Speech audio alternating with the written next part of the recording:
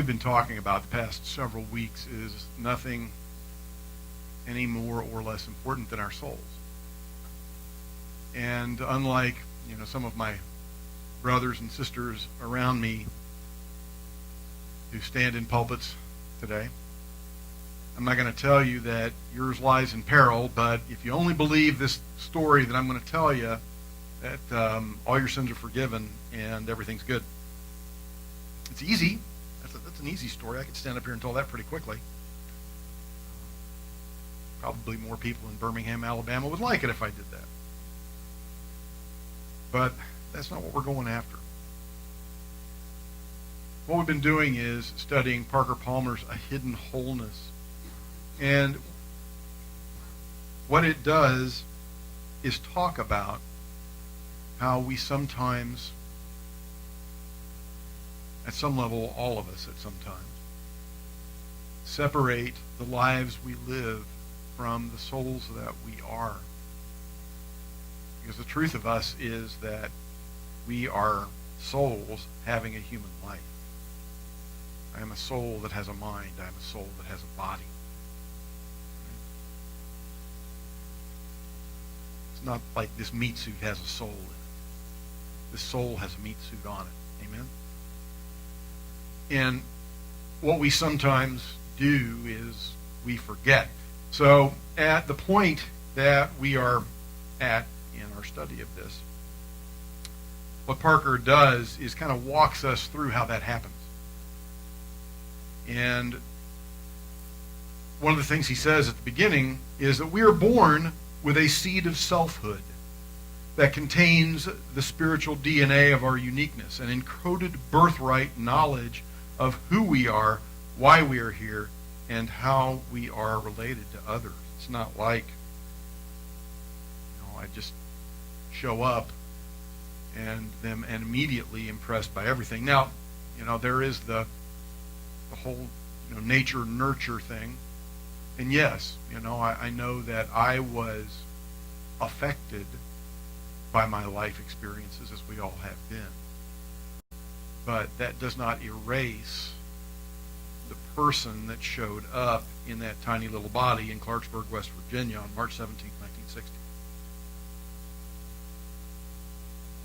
I came here with a purpose. And, a lot of my youth, I kind of got sidetracked, as many of us do.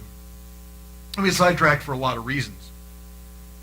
Parker says that all of us arrive on earth with souls in perfect form, but from the moment of birth onward, the soul or true self is assailed by deforming forces from without and within, by racism, sexism, economic injustice, and other social cancers, by jealousy, resentment, self-doubt, fear, and other demons of the inner life. I could preach for 2 months on that paragraph, right? We look at all of those things that misinform and malshape us. And as he says there, from birth, the moment of birth onward. And I will tell you, in my case, that is exactly the truth. I was born almost 2 months prematurely. I didn't have any fingernails, toenails, eyebrows, eyelashes, hair. I was really ugly. I was an ugly little cuss. And the first time they brought me to my mother, she refused me because I scared her. And I think that has had a kind of a very deep-rooted impact on my relationship with women my entire life. So literally from the moment we're born onward, we start getting, maybe twisted out of the shape that we showed up in by all the stuff that goes on out here. So it's no wonder that we kind of, end up going off course and becoming something that we're not, that we end up living a life that's not based on our soul, not based on who we are. But our souls don't give up on us, even though sometimes we may give up on them. I mean, I spent a long time, from the time I was a teenager onwards until I was about 30, self-identifying as an agnostic. I really didn't have much truck with religion or going to church or any of that stuff. I just didn't really see it as being real. And obviously my belief in that was formed, at least partially, by my experiences in the religion of my youth. I wasn't real sure what the whole deal was, but I was pretty sure that wasn't it. But our soul doesn't give up on us. And what Parker says is the soul wants to keep us rooted in the ground of our own being, resisting the tendency of other faculties like the intellect and ego to uproot us from who we are. There's an alcoholic whose his kind of handle under Alcoholics Anonymous is Chuck C. And he wrote a book that is really good. It's called A New Pair of Glasses. And in it, he describes something that he does a lot of times when he's giving talks. And what he'll do is he'll take a plain piece of white poster board, and on it he'll draw a stick figure of a person and a big line and then a circle. And he'll say that the circle is basically God, good, everything. And the stick figure is him, Chuck. And what stands between Chuck and God, good, everything? That line is his ego. And it's much the same for us. Our ego can get in between us and our soul, us in between who we are. But I like this. He says that the soul wants to keep us connected to the community in which we find life, for it understands that relationships are necessary if we are to thrive. And that's one of the reasons that we're all sitting in here today instead of just burning a candle and meditating at home. Relationship it's not just important, it's vital. One of my instructors in seminary, Reverend Robert Brummett, said one time in class that we heal in relationship because we are wounded in relationship. And I think it's one of the simplest ways of saying one of the most important things I've ever heard. We come together to do this work together because somehow in the larger together is where we've all been harmed. So one of the things that Parker suggests that we do as he goes through describing the stages of where we are at in this dance that we do with our soul is he says he uses what he calls a Quaker PowerPoint, because he learned a lot of what he did with the Quaker community. And he says you could take just a simple strip of paper. So he says take a letter-sized piece of paper, cut a half-inch strip along one side, hang on to the strip, throw the rest away. Now let one side of that strip represent your inner life, and one your on-stage life. And the words that he uses to describe the outer side, our external life, are words like image, influence, and impact. Those things that name our hopes and fears as we interact with the world. Is anybody listening to me? Am I making a difference? And for a lot of us, one that's really important, how do I look as I'm trying to make a difference? Right? So the other side of it is sort of like what's going on backstage. How many of you have actually ever been involved in a theatrical production? Okay?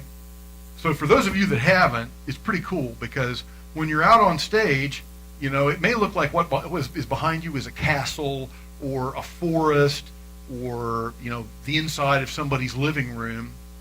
And then when you go backstage, it's a bunch of boards with some blank canvas and a lot of wires and weights and things you got to be careful walking around. Right? It's a very different thing that goes on backstage than what we see out on stage. And so what's behind us in here are our ideas and our intuition, our feelings, our values, our faith. And going deeper, our mind, our heart, our spirit, our true self and that place that is beyond naming. So he says that there are essentially 4 phases of this. And phase 1, I don't even need my piece of paper because there's no separation. Phase 1 is when we show up as babies. It's that, here I am, love me, I am who I am phase that babies go through. It's been kind of fun. When I was deployed overseas, there were no children around.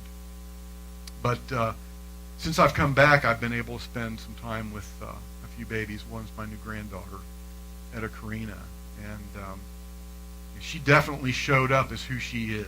She's got some very definite opinions about things, and when her opinion is, I am not pleased with what's going on, she lets you know loudly and in no uncertain terms. No idea where she got it. And the thing that I will not say is she must have gotten it from the other side of the family, right? Because it might have not have come from either side of the family because it comes from her. That's who she showed up as, right? Anybody here ever been like the black sheep of their family? Right? People are like, where did he come from? Where did you, what? We've never had anybody like that. We are who we are. I was like a lot of parents in that, when I first started having kids, of course, we're not trained to be parents. At least I wasn't, because my parents were not the best parents in the world. God love you, Mom and Dad, but, And so we're doing the best we can, but I sort of, thought of my girls as the girls, right? And they were sort of this corporate entity of 2 children, right? And it took me a long time to figure out that Siobhan and Colleen are 2 very different human beings, and I needed to treat them as the individuals that they are.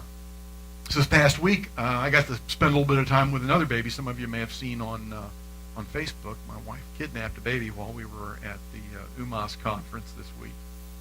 And we got to spend a little time with Caden Buchanan. Her dad is the senior minister at Unity of Dallas. And he and her mom were gracious enough to let us play with her. And she's got a completely different personality. And she's like 6 months old. Yeah. And she very definitely has a her.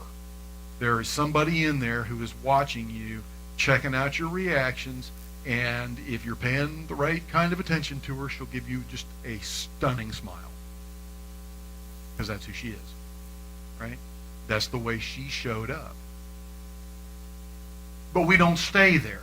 We don't get to stay in that, I am who I am, and here's what it is, And I'm, anything that is going on inside me is going to come right out, whether it's mental, vocal, or material, right? At some point, our children get the idea that in order to be safe, they have to pretend to be something different from who they really are. And for a lot of them, that doesn't happen until they start interacting with people outside their family. Sadly, that's not the only time. There are a lot of kids who, realize very early in life, as children in their own house, that in order to be safe, they have to pretend to be something they're not. But for most of us, by the time we start going to school and trying to interact with other kids and with teachers and with people out in the community, there are certain expectations, and we may feel like, well, if I'm being myself, I can't meet everybody's expectations. So I'm going to have to be something different. And that's where this comes in, when we get to the second stage. This represents a wall. And on, this side, image, influence, and impact, right? That's my outward facing side. And I keep this side on the inside. Parker uses an example that is all too common in terms of talking about people who hide behind walls, who are kind of forced into that. And really, in some ways, we probably all were in childhood. But he says, I think, for example, of the plight of many gay and lesbian young people in a society that disapproves of them. Stuart Mathis was a gay man who grew up in a religious community that regards homosexuality as sin. His church insisted that he change his sexual orientation, and when he found it impossible to do so, he committed suicide, leaving these words behind. My church has no idea that as I type this letter, there are surely boys and girls on their calloused knees imploring God to free them from this pain. They hate themselves. They retire to bed with their fingers pointed to their heads in the form of a gun. I am now free. I am no longer in pain, and I no longer hate myself. As it turns out, God never intended for me to be straight. Perhaps my death might be a catalyst for some good. So I think this is an opportune moment for me to tell you that at our last board meeting, we voted to sign as a church the letter from a young student who is requesting to open a dialogue with Birmingham Mayor Randall Woodfin to ban conversion therapy in the city.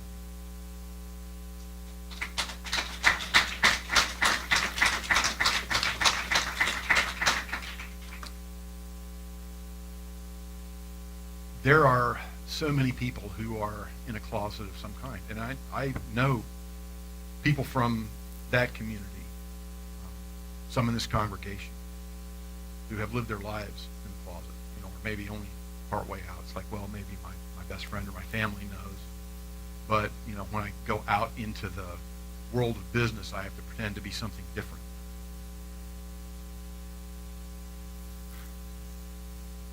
And Parker says it really well. He says, here's the ultimate irony of the divided life. Live behind a wall long enough, and the truth self that you try to hide from the world disappears from your own view. The wall itself and the world outside it become all that you know. Eventually, you even forget that the wall is there, and that hidden behind it is someone called you. I have a friend named Tommy. I went to school with him at West Virginia. He was in the theater department with me there. And I'm actually going to get to see him in November. I'm going back for a reunion, and Tommy's one of the guys that's been organizing it. And when I got to my first one of the reunions, which was about 3 years ago, over the years I've seen Tommy post a lot on Facebook. He had gotten married, and they'd had kids, they'd like 3 kids, and then his wife Laura, who also went to school with us, they got divorced, and then, although they were still friends, she had another relationship going on, and then she died. And Tommy has memorialized her, pretty much every month since. He'll post pictures of her, and he'll say this was, the anniversary of our marriage, or this was, our kid's birthday, and he keeps her alive in a very real way. And so when I was at the reunion the last time, I was like, Tommy, aren't you gay? And he said, yeah. And I said, what happened? And he said, well, I became an evangelical. And he had lived this whole other life. And it's interesting. He's now he left the evangelical church. He's out of the closet. Still has 3 great kids. He's still loves Laura with a huge part of his heart. But he's able to be himself in the world. When for a long time it was almost like he didn't even know who he was. He completely lost himself in that life, but it didn't work for him. And that was what ended up causing the end of their marriage and the separation of him from the evangelical church. Parker says that living behind a wall has at least 3 consequences. We could all name them. First, our inner light cannot illuminate the work that we do in the world. If I'm not being honest, that bright part of me that's inside is never going to make it out. And when we live behind that wall, whatever stuff we're carrying around is not going to be healed by what's outside of us, because we're keeping something in between it and us. In 12-step meetings, sometimes we like to say, you're only as sick as your darkest secret. And when we keep other people walled out and we keep our secrets walled in, that's how sick we stay. But I think this one is one that really touches what we're about. It says, when we live behind a wall, people close to us become wary of the gap between our onstage performance and backstage reality. Distrusting our duplicity and seeking to protect themselves, they hold us at arm's length. Relationships in which we might have had a chance to see ourselves more clearly disappear from our lives, as the very people who could help us see the light are repelled by the force of our shadow. We end up inhabiting a closed system and all-embracing and self-referencing hell. How do we have real relationships with people that we know aren't being real? It's one of the things that turned me off from the community and the church that I grew up in, was the level of duplicity that I saw all around me, the hypocrisy of the people.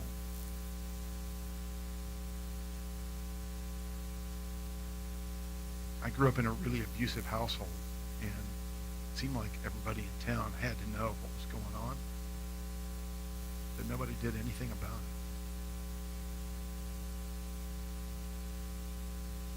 I lived across the street from the chief of police, and he never got between my mother and my father.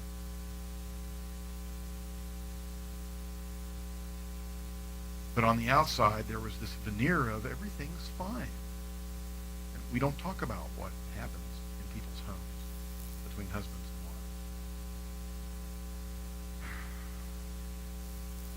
No matter what it does to them. So the third phase that Parker talks about is when we finally decide, you know what, I want to live from my inner self.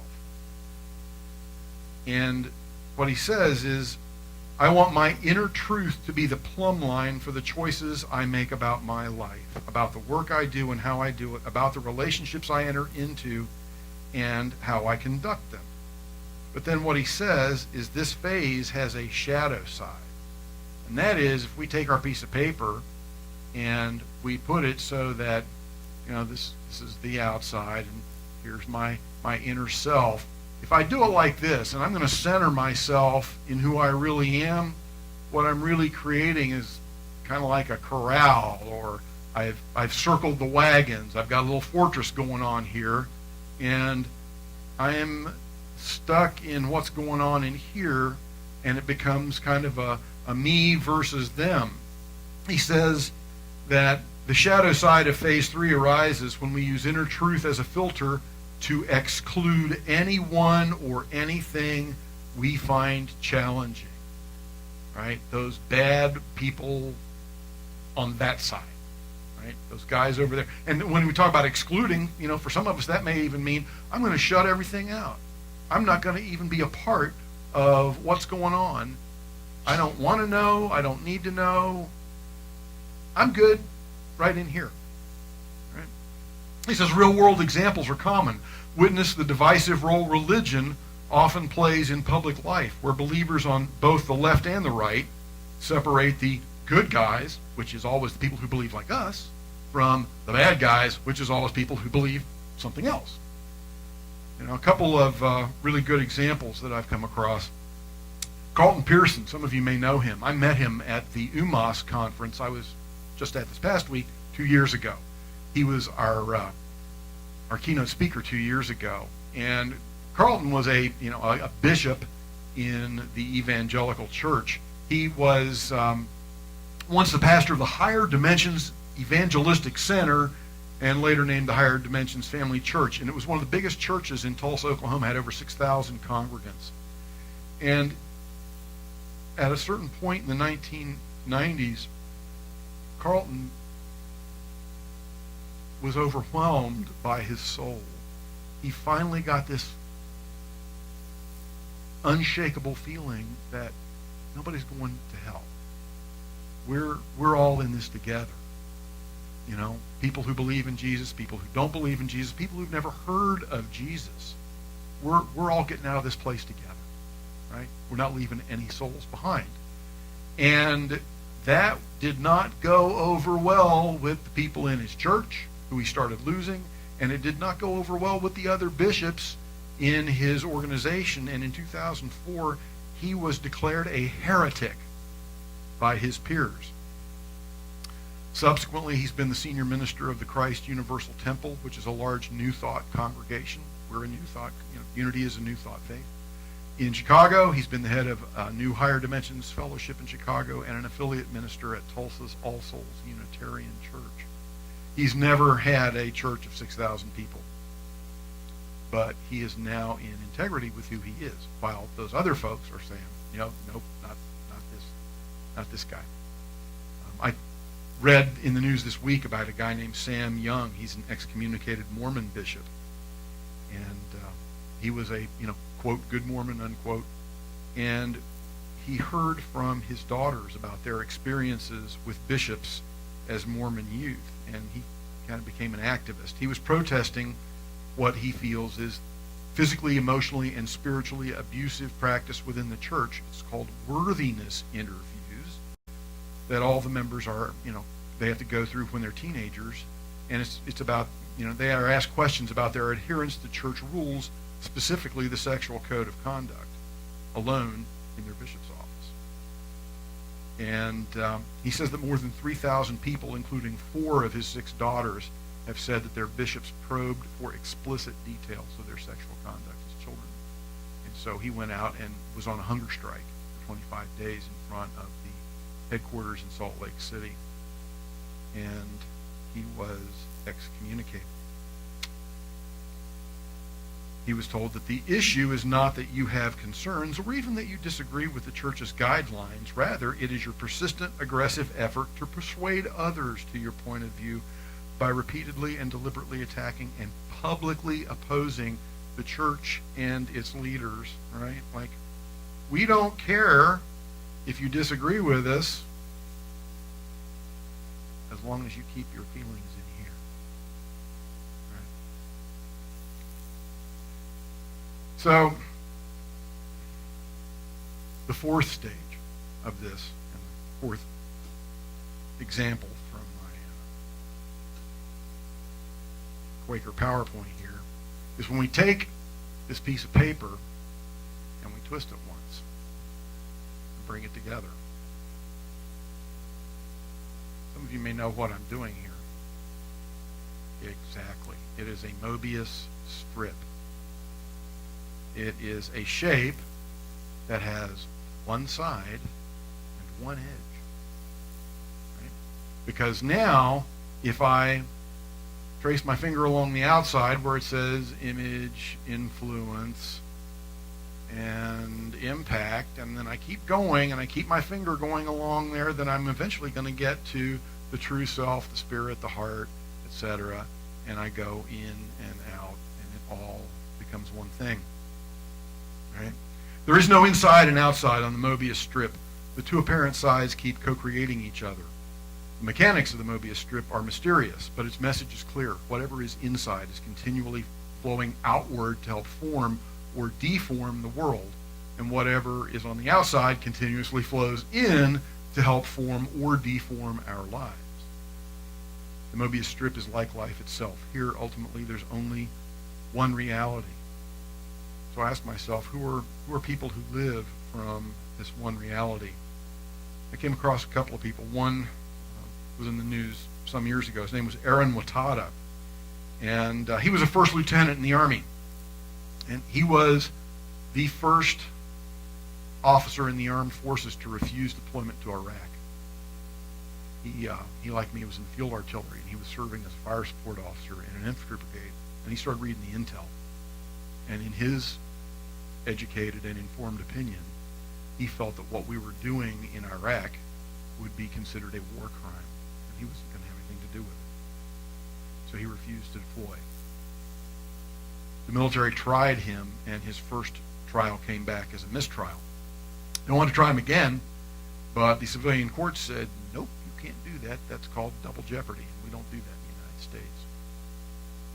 And it took a while, but they finally allowed him to resign his commission under other than honorable circumstances. I looked to see what he was up to, and the last thing I could find on him was that he'd opened a hamburger stand in Las Vegas.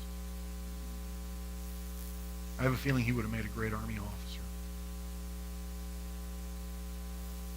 We need more people like him who are willing to take a look at what's going on around them and say, that ain't right, and I'm not doing it.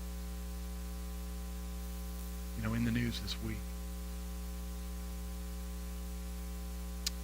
Dr. Christine Blasey Ford was one of those people.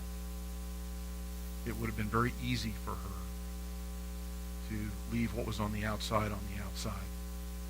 Very, very simple for her to simply say, you know what? I do not need to get involved in that. But there was a part of her that told her, I'm not going to be able to live with myself if that person is put on the Supreme Court and I do nothing. Now, we don't know yet what will happen. We don't know if the things that she stood up and said will prevent Judge Kavanaugh from ascending to the court. But one thing she did was this. She became a catalyst for our awareness of the way that the victims of sexual assault and rape are treated in this country. And it's abominable. She also became an example of the way that many of us, especially guys that look like me, treat women in this society. Yeah, I hear that you're upset, and I don't care. Sure, okay, we believe you. We just don't care. Thank you.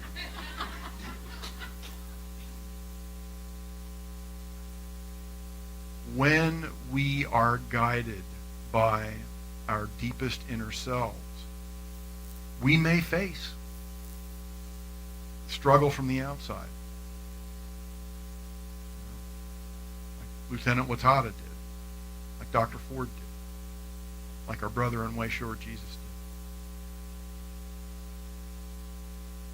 But I will tell you, I would much rather live a shortened, undivided life than a divided one. I hope that as we go forward together, we can continue to help one another to stay in relationship and to not only see each other's souls, but to have that relationship with each other help us see our own soul and live from it more authentically.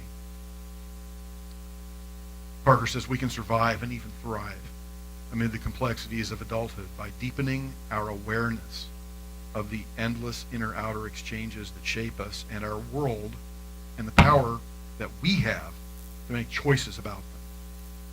If we are to do so, we need spaces within us and between us that welcome the wisdom of the soul, which knows how to negotiate life on the Mobius Strip with agility